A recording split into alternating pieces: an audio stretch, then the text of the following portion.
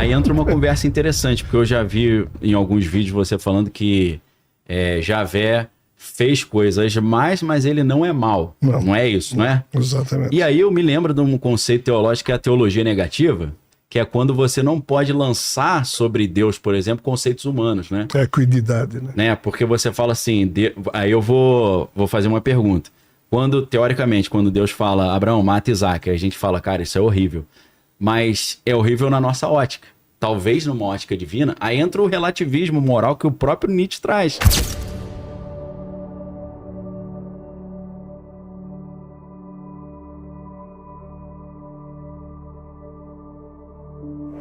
Jeová não é mal, mas tem hora que ele faz coisas e a gente fala, isso é mal. Mas, teoricamente, não é. É mal numa perspectiva humana, né? A gente olhando a partir da nossa experiência, do nosso coração. Aí, de novo, depende... entendeu? Do grau de romantismo do nosso coração, sim, da visão, porque assim... Não é nem romantismo, é uma questão de filosofia moral mesmo. Mas aí, você falou em teologia negativa. Teologia negativa, explicando para os nossos... não lançar em cima de Deus os meus conceitos de certo e errado. A teologia negativa se ancora na equidade, que é o quê? É uma doutrina que reconhece que nós humanos não temos como dizer o que Deus é. Mas a gente, mais facilmente, a gente pode dizer o que ele não é. Vai pelo inverso, né? Inverte a parada. Inverte a parada. Por isso que é teologia negativa. Tá? Mas aí, se a gente for usar isso para falar de Javé, isso aqui se ferra e Javé se ferra junto. Porque muito do que ele fala, muito que Javé fez, a gente vai dizer, mas um Deus não faria isso. Aí entra o que Daniel está falando. Aí é a questão de como você... Eu vou dar um exemplo chulo, tá? Já admito que é chulo. Eu mostro pra você um vídeo assim de uma criança esperando o ônibus da escola, aí de repente aparece um adulto, empurra essa criança, ela cai no chão e se machuca. Aí você convida a pessoa e fala o seguinte, faça um juízo de valor sobre essa atitude. O que você acha? Foi certo ou errado? Você vai falar, esse cara é um monstro, é um psicopata, machucou a criança, precisa ser retirado do convívio da sociedade. Só que aí, às vezes, uma outra pessoa filmando num outro ângulo essa cena, vai ver que essa criança seria atropelada por um carro. E aí, em vez daquilo ser um ato de maldade pura, foi, na verdade, salvar a criança, dependendo da perspectiva. E aí eu parto do princípio seguinte, como eu sou limitado enquanto ser humano, eu não tenho conhecimento total, nem eternidade para ter todas as experiências possíveis, é muito difícil eu fazer juízo de valor de um recorte e falar, isso aqui Javé foi mal, aquele foi bom, aquele fez certo, aquele fez errado. Isso é mais uma questão de um relativismo moral que começa com Nietzsche, depois passa por Jacques Derrida e hoje nem se fala mais sobre a questão moral, né, dentro da filosofia contemporânea. Mas você sabia que eu acho que nós já estamos cometendo aqui um equívoco? Não. A gente está deixando uma pessoa aqui nessa mesa muito folgado, só coçando a barba. O Vilela? O meu sonho. E blá blá blá, e blá blá blá. Tá entendendo? E a gente aqui, sabe? Eu vou até exigir uns honorários que eu que estou fazendo a entrevista. Eu tô deixando você. Tá assistindo sério filme? O tá comentando, viu, Vilela? Eu tô de boa. Vai começar a falar o quê? Eu vou falar o quê? Eu vou quase começar a chutar. Vamos começar a xingar ele aqui sem ele perceber que ele vai acordar rapidinho. Eu quero, assim que puder, entrar na parada. Alienígenas na parada. Putz, é verdade. A gente não tá no tema, né? Mas pode seguir ainda um pouco, ainda temos tempo. Nós estamos aqui falando mal e bem da vida alheia, mas podemos introduzir. Só em relação ao que a gente já falou, antes de entrar em alienígenas, manda umas perguntas aí, por favor. Eu tenho uma pergunta minha, se eu puder. Manda. Eu queria saber em relação a todo esse conceito, onde que entra o conceito de Deus ser o todo, a gente fazer parte de Deus, meio que ser uma fração de Deus. Tipo, Gaia, um lance não sei. Tudo é uma coisa só. A gente tipo, ser uma fração de Deus, que eu acho que vem do hermetismo isso, né? Tem um conceito do panteísmo que vai um pouco disso, né? Tudo é Deus, Deus é tudo. Eu tenho uma outra, eu vou dar um exemplo que eu acho que é uma opinião. Tem um livro que eu li, não sei se vocês leram, que é do cara que fez o Dilbert, se não me engano. Chama Partículas de Deus. Sabe qual é o conceito dele, cara? Já leu esse livro ou não? Mas esse é o livro de física ou não? Não, o livro é ficção. Ele escreveu na cabeça dele. Eu não li esse livro, não. Que Deus, ele, sendo onisciente, ele não tinha mais nenhuma perspectiva, não tinha graça nenhuma. Tava sem graça, né? Aí ele falou, qual é a única forma de eu ter uma emoção, ter alguma coisa pra fazer? É eu me destruir, me separar, e aí eu perco essa onisciência. E aí vem o Big Bang, e ele se espalha, e essa coisa, a gente ainda tá nessa hora de espalhar, e depois vem o Big Crunch, ele tentando se unir de novo, cada um de nós é um pouco dessa partícula, tudo é Deus, e a gente tentando se conectar e tal, para ele voltar a entender o que ele é. Interessante, eu achei interessante. A ideia que eu ia falar era o seguinte, né, a gente vê no Gênesis, não é bom que o homem fique só, vamos fazer uma auxiliadora. Aí Deus dá um sono para Adão, né? Que seria tipo anestesia geral, corta a costela, né? Corta a costela a partir daquele DNA ali, ou das células-tronco, faz Eva, né? Então, nesse sentido, até tive um debate com uma psicanalista uma vez sobre isso, que ela falando, né, que o cristianismo é o homem forte, Deus é homem, né? Deus é um ancião de dia, Jesus é homem, então é machismo do cristianismo. Eu falo, depende. Por quê? Porque o homem criado, que é o Adão, e Adão significa a humanidade, pode ser uma metáfora da humanidade como um todo, Adão ele tem um vazio, ele tem um buraco. Ele foi criado pleno, mas retiraram a costela dele, um pedaço do seu corpo. E aí depois Deus fala assim, deixará o homem seu pai e sua mãe, unir-se a uma mulher e serão ambos uma só carne. Então quando ele é uma só carne com a esposa, ele recupera essa parte dele que ficou faltando. Então, na psicanálise vão falar, o homem tem o pênis e a mulher tem a vagina. Então, o homem tem aquilo que sobra e a mulher tem o que falta e o homem que preenche o que falta. Eu falo que, por essa leitura que eu estou propondo, essa tese, é o homem que tem o que falta e a mulher que preenche. Porque quando o homem é uma só carne com a mulher, ele preenche essa falta dele. Da mesma forma... É o contrário. Então, a mulher é o contrário. Preenche. Aí, lógico que a professora de psicanálise falou, interessante essa teoria da vagina em Jesus. Eu falo, não era exatamente isso que eu queria dizer mais, porque eles estão pensando em arquétipo, né, do falos, né, e tal. Mas aí, se você extrapola para Jesus, né, Paulo fala que Jesus é o segundo Adão, Jesus também, a humanidade sai de dentro dele e ele quer resgatar essa humanidade para se tornar pleno novamente, né. Então, nesse sentido aí que o Kratos perguntou, seria, né, a gente sendo um pedacinho que ele quer pegar de volta. Eu faria uma abordagem que traduz um pano de fundo que a gente não percebe, mas que termina sendo aparentemente mais profundo nesse tipo de contexto. E ele começa numa conversa entre Krishna e Arjuna. Krishna e Arjuna são dois personagens da mitologia hindu, ariana hindu. Por exemplo, no Mahabharata tem um dos capítulos, chama-se Bhagavad Gita, que é a conversa de Krishna com Arjuna quando eles são jovens.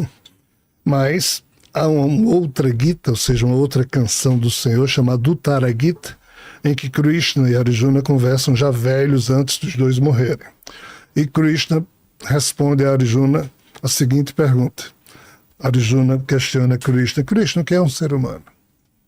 Eu estou indo para a pergunta feita por ele, tá? O que é que nos une em Deus? Por que é que todos nós seríamos partículas de um Deus, a coisa que valha? Aí Krishna diz, olha, o ser humano, por trás dele existe uma constituição setenária. Setenária? Ou seja, de 7 níveis de consciência, os 7 corpos. Seria esse corpo físico e mais 6. Aí, o que é que os desdobramentos dos Upanishads em torno daquilo que foi explicado dizem hoje? Que assim, aquilo que a gente chama de espírito mesmo, seria a alma, o corpo átmico, investido de 2 vestimentas espirituais chamadas búdicas e manásicas, tá certo? Que esses 3 corpos criam a tríade imortal. Na hora em que papai e mamãe transam, na hora em que um espermatozoide fecunda um óvulo, essa tríade imortal seria imantada no zigoto. Aquele flashzinho que sai na hora da fecundação. Que a ciência já percebeu. Mas esse zigoto ele é tão primitivo, ele é matéria orgânica, e esse espírito ele é tão puro, que com o tempo foi necessário que a natureza criasse 3 fantasminhas, ou 3 duplos ou cópias do corpo físico, que seriam o duplo etéreo, o corpo mental inferior, o corpo emocional inferior, e esses 4 corpos, ou seja, o físico, o duplo etéreo, o emocional e o mental inferior, formaria o quaternário inferior, e esses 3 fantasminhas surgiram para servir como relé, para permitir que esse espírito tão puro se mantasse no corpo físico. Então, esses 7 corpos, todo mundo tem, todo mundo, que eu digo, ser vivo. Um jumento tem, um cachorrinho tem. Essa teoria está nos Upanishads lá? Isso. Tá. Então, assim, Qual é a questão aqui? A questão aqui é que esse corpo átmico é a presença do sagrado, é a semente que Deus... Atman é alma, né? Atman. É. Mahatma é a grande alma. Isso. Então, do jeito que eu posso tirar uma célula de mim mesmo e sair clonando, então Deus teria clonado a partir de si mesmo, dando essas mônadas, ou seja, essas almas, e essas almas teriam sido então investidas de vestimentas espirituais para vivenciar algo fora do paraíso, e essa aventura gerou esse caos que hoje a gente está nele, e é por isso que um corpo físico pode se ligar ao que de mais sagrado existe, que habita não nesse corpo, mas no espírito que anima esse corpo. Ah, tá. Então, quando os hindus dizem namastê, eles estão dizendo o sagrado que habita em mim, saúde o sagrado que habita em você.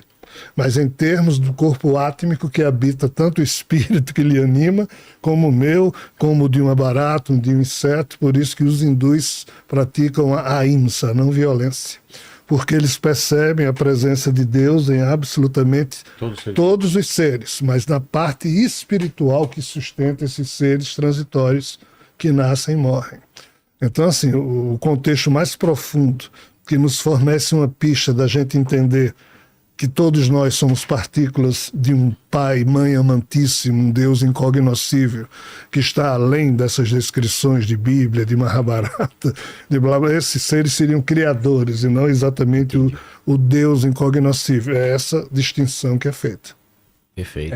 Aqui tem um diagrama. Isso, então seria essa parte superior, aí está colocada a Constituição Septenária no âmbito de alguma análise psicológica. Tá? Mas se você procurar e colocar tríade imortal e quaternário inferior, vai aparecer esses 7 corpos, tá certo? Mas o que dá no mesmo, tá certo? É só uma maneira de falar. Mas o corpo átmico, o búdico e o manásico, superior, esse triângulo é que formaria uma consciência particularizada do espírito.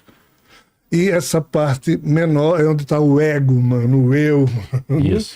E com os arquivos mentais e emocionais guardados nos corpos emocional e mental, e tudo que for vício psicoafetivo emocional do ser humano, alimentação, sexo, vícios em pudim, Coca-Cola, cocaína, o que diabo for, estaria nesse corpo energético, no duplo etéreo. Por isso que são esses 4 corpos chamados de quaternário inferior. Por quê? Porque esse corpo físico denso nasce, os 3 fantasminhas também nascem. Quando o corpo físico morre, os 3 deveriam morrer. Qual o drama? Quando não morrem, o corpo físico denso ele é enterrado ou cremado, mas se tiver muita sujeira, o espírito é obrigado a se investir com aquela sujeira. O que diabos é reencarnação? É criar um outro corpo físico e jogar para esse corpo físico a carga genética referente à sujeira de vidas passadas que o espírito coleciona. Mas o corpo átmico de Deus ele é inviolável, ele não se suja nunca, por mais que o ego ou a consciência particularizada de alguém faça. Um dos livros mais belos que eu conheço chama-se o livro de Mirdad, de Mikhail Naimi. É um autor na época de Hermann Hesse. E nesse livro, Mirdad, o protagonista, diz uma frase que eu nunca esqueci. Se Deus, em tendo-vos dado a semente da sua perfeição, fosse dela também cuidar, quais seriam os vossos méritos e deméritos? Então os espíritos dizem, ó, Deus, esse Deus aí, não é o bíblico nem o bramânico, o Deus verdadeiro nem premia nem castiga seus filhos. Em ele tendo dado o tal corpo átmico, entendi, e a partir daqui se estruturado uma consciência particularizada, esta é que, por sua conta e risco, em acionando as suas opções, aciona também os mecanismos das leis de causa e efeito, ação e reação. Então ela é livre para semear, mas a colheita é obrigatória. Então esse em rápidas palavras, é a versão mais enxuta que a gente pode dar, analisando a pergunta que o nosso irmão fez. Isso daqui. Tem a imagem ali, ó. Isso. No mental, que é um curso de yoga que a gente dá, a gente mostra que o eu da gente é o eu organizador na nossa consciência, jogando para cima, ou seja, para o espírito eterno da gente, ou para a nossa organização temporária, os arquivos. Um exemplo, claro, você vai dirigindo o seu carro. Alguém lhe dá uma trancada. Aí você diz, filho da mãe. Quando você explode, você está guardando arquivos no seu corpo emocional, astral, inferior. Mas se você está dirigindo seu carro, alguém lhe dá uma trancada, você diz, putz, eu também já fiz essa besteira. Ou seja, se você tem uma postura consciencial elegante, aí você enriquece o seu corpo búdico emocional superior. Nossa, eu estou precisando enriquecer esse corpo búdico. Por isso que eu chamo do eu organizador da consciência pessoal. Aí entra o orar e vigiar. Isso, incessantemente, que o inimigo está ao redor rugindo como um leão procurando a quem tragar, né? Só que a Bíblia também diz que o anjo do Senhor acampa ao redor daqueles que o temem e os livra, né? É claro que temer a Deus, o João acha uma coisa, né? Ter medo de Deus, né? Mas não é um temor de eu tenho medo de Deus, igual assim como eu respeito meu pai, eu respeito a Deus. Fazer isso de uma boa pedagogia. Os 10 mandamentos, né? Não matar, não adulterar e tal, roubar, né? Aí se vocês quiserem ir já para anjos e demônio, por que isso acontece desse jeito e orar e vigiar? Porque em tese, Jesus, em um dos tais livros que ele falou a Maria de Madalena e a outros apóstolos que terminaram se ombreando logo após a sua crucificação, e um deles foi Bartolomeu.